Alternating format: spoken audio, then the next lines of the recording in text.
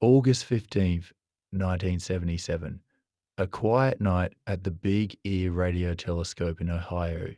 The sky is clear, the stars steady, the kind of night astronomers dream of.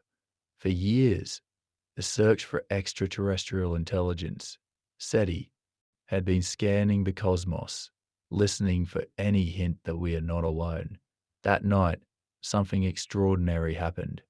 A signal burst through the static, so powerful, so unexpected, that when astronomer Jerry Ehman saw the printout, he circled the data in red pen and wrote one word in the margin: wow. That single moment would ignite decades of fascination, debate, and mystery. The wow signal, a 72-second burst of radio waves from the direction of the constellation Sagittarius. It was loud. It was precise.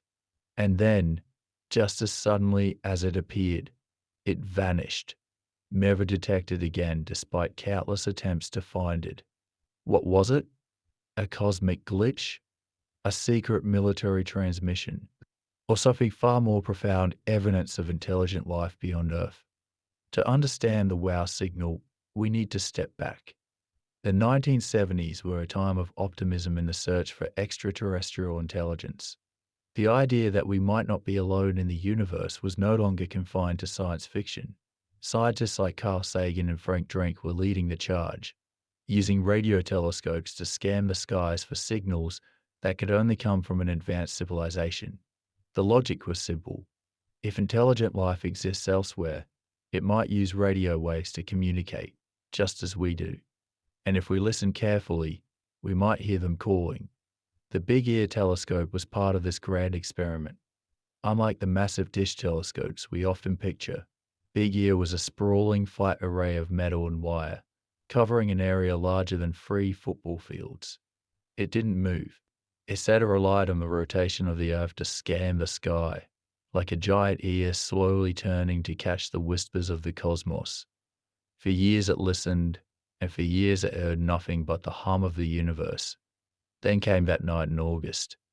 The signal appeared at 10:16 p.m. Eastern Time.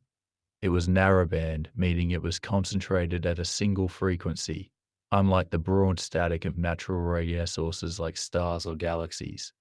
This was critical. Narrowband signals are rare in nature.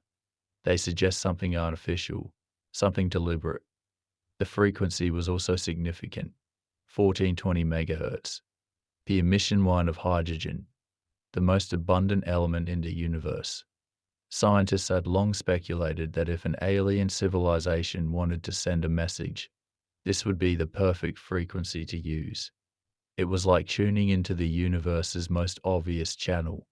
The signal lasted 72 seconds, which was exactly how long Big Ear could observe any given point in the sky before the Earth's rotation carried it out of view. The intensity of the signal rose and fell in a way that matched the telescope's beam pattern, as if it were a distant beacon passing through the telescope's field of view. This wasn't a glitch or interference. It was real. It was coming from somewhere in the direction of the constellation Sagittarius, near a star called Chi Sagittarii, about 220 light years away. But here's the catch. The wow signal was never heard again. Astronomers pointed telescopes back at that same patch of sky again and again for decades. They listened with more sensitive instruments, with better technology, with every advantage modern science could offer. Nothing.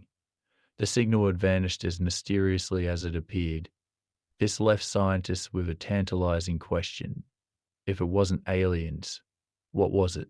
Over the years, many theories have emerged.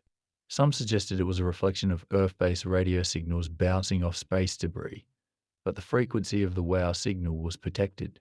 No earthly transmissions were allowed on that band. Others proposed it was a natural phenomenon, like a pulsar or a quasar, but those sources emit across a wide range of frequencies, not a narrow band like the wow signal. There was even a theory that it was a secret military satellite, but no evidence has ever surfaced to support that idea. Then in 2016, a new possibility emerged. Astronomer Antonio Paris proposed that the WOW signal might have come from a comet, specifically two comets, 266P Christensen and 335P Dibs, which were in the right part of the sky at the time. Comets release hydrogen gas as they approach the sun, and that hydrogen could emit radio waves at the same frequency as the WOW signal.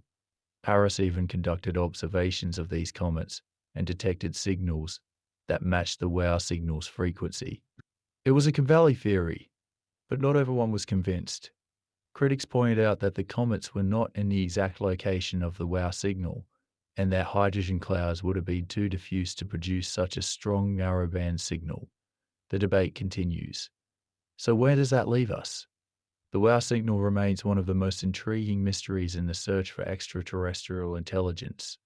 It's the closest we've ever come to a potential signal from another civilization, and yet it's also a reminder of how little we know. The universe is vast, and our tools for exploring it are still limited. What if the WOW signal was a fleeting transmission, a cosmic hello that we just happened to catch for a brief moment? What if it was something else entirely, something we haven't even considered yet? There's another layer to this story, one that's often overlooked. The WOW signal wasn't just a scientific anomaly. It was a cultural moment. It captured the imagination of millions, sparking hope that we might not be alone. It inspired books, documentaries, and even works of art. It reminded us that the search for extraterrestrial intelligence isn't just about science. It's about our place in the universe. Are we unique? Are we special? Or are we just one of countless civilizations scattered across the cosmos? The search for answers continues. Today, SETI is more advanced than ever. Telescopes like the Ehman Telescope Array and the upcoming Square Kilometre Array are scanning the skies with unprecedented sensitivity. Projects like Breakthrough Listen are using artificial intelligence to sift through vast amounts of data, searching for patterns that could indicate intelligent life. And yet, despite all this progress, we still haven't found another WOW signal. Maybe we will someday. Maybe we won't. But the search itself is a testament to our curiosity, our relentless desire to understand the unknown. Let's consider the possibility that the WOW signal wasn't from a distant civilization, but from something far closer to home.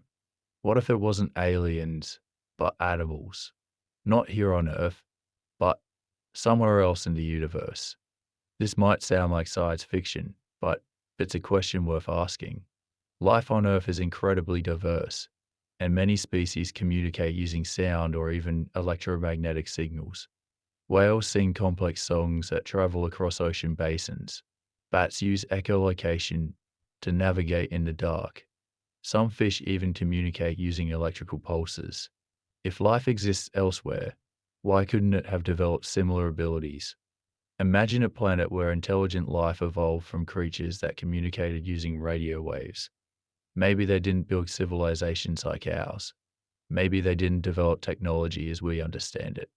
But what if their natural communication happened to fall within the frequency range that we associate with intelligent signals? What if the WOW signal wasn't a deliberate message, but the cosmic equivalent of a whale song, a natural biological signal that we mistook for something artificial? This idea challenges our assumptions about what extraterrestrial intelligence might look like. We tend to imagine advanced civilizations with cities, spaceships, and technology, but intelligence isn't just about machines or buildings. It's about problem solving, communication, and adaptation. On Earth, some of the most intelligent creatures, like octopuses, dolphins, and crows, don't build skyscrapers or launch rockets. They solve problems, use tools, and communicate in ways that are sophisticated and complex. If we encountered a signal from a species like that, would we even recognize it as intelligent? The WOW signal forces us to confront these questions. It reminds us that the universe is full of possibilities, and that our understanding of life and intelligence is still evolving. Maybe the signal was a message from a distant civilization, Maybe it was a natural phenomenon we don't yet understand. Or maybe it was something in between, an echo of life that defies our expectations. As we continue to explore the cosmos, we must keep an open mind. The search for extraterrestrial intelligence isn't just about finding aliens. It's about understanding what life can be, what intelligence can look like, and how we fit into the grand tapestry of the universe. The wow signal may never be explained, but its legacy endures. It's a reminder that the universe is still full of mysteries and that the most exciting discoveries are often the ones we least expect. So the next time you look up at the night sky, remember the wow signal. Remember that for 72 seconds in 1977, something extraordinary happened, something that still defies explanation. And remember that the search for answers is far from over. The universe is listening. Are we?